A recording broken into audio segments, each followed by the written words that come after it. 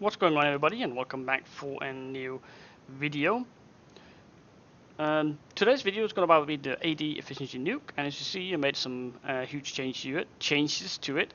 Now I could choose to just go higher up with it, like there was 2 right here and then 2 over here. I could choose to go higher up with it, but I tried to keep it clean like this, and hopefully that will be okay with you guys. Now it is getting kind of long, but as soon as we go up in stackers as well, we're gonna need this anyway. So why not just start with it right here? So it's basically an AD stacker, and then it has a nuke. Now I took a little bit of these walls away. I did actually cut it all the way up to here, but then I took these walls away here just to show you that it does work. I tested it right here as well to make sure it worked, and this right here is around 27 chunks. Just to make sure that it works at that distance, I quickly want to show you that it works. Now, let's make sure it fires. There we are. So this right here is basically an entire buffer. It can go further than that. It can go all the way up to, I'm pretty sure it's like 35, 37 chunks, even 40. I don't know, something around that. We have the power for it, so it should be working just fine. Now you don't really need to use this much power. There's absolutely no reason if you're not going to shoot further than 20. Oh, hello, sand. If you're not going to shoot further than 20 chunks, so you can take some of the power off if you really need to. This is a huge amount, though. This is like massive. You don't really need that for this small of a distance. So you can take some of that off and save some TNT. But it basically uses the same as my normal nukes.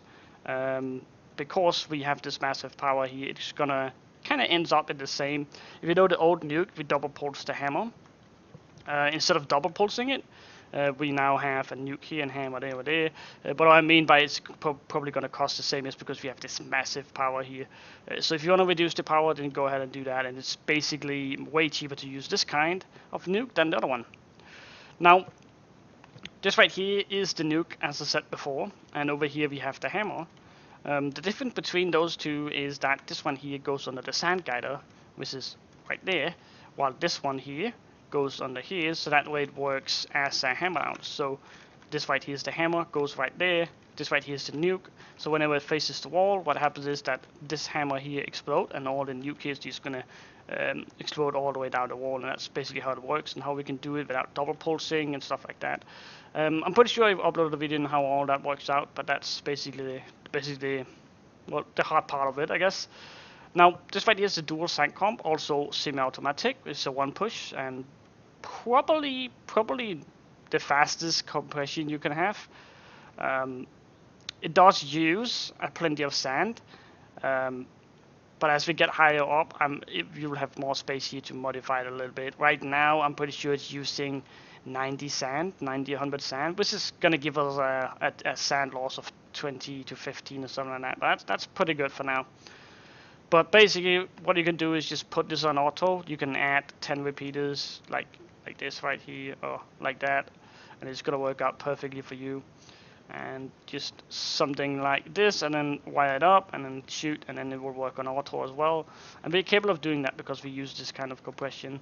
And I wanted to use these because they're just a lot faster, and you can do some serious damage if they leave the wall for even 10 minutes.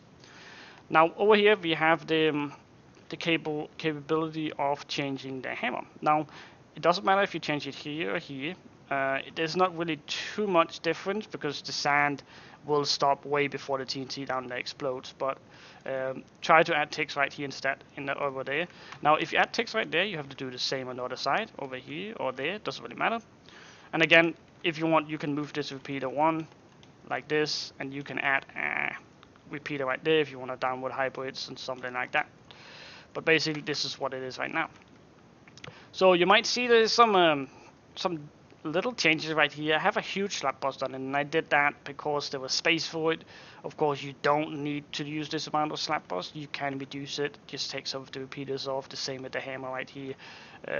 Or not repeaters, sorry, dispensers. Same with the power here. You can reduce that a lot as well if you don't want to shoot that far.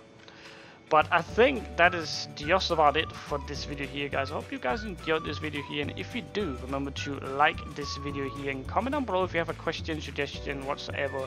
And as always, guys, remember to subscribe to my channel. My name is Sixter, and I'm out.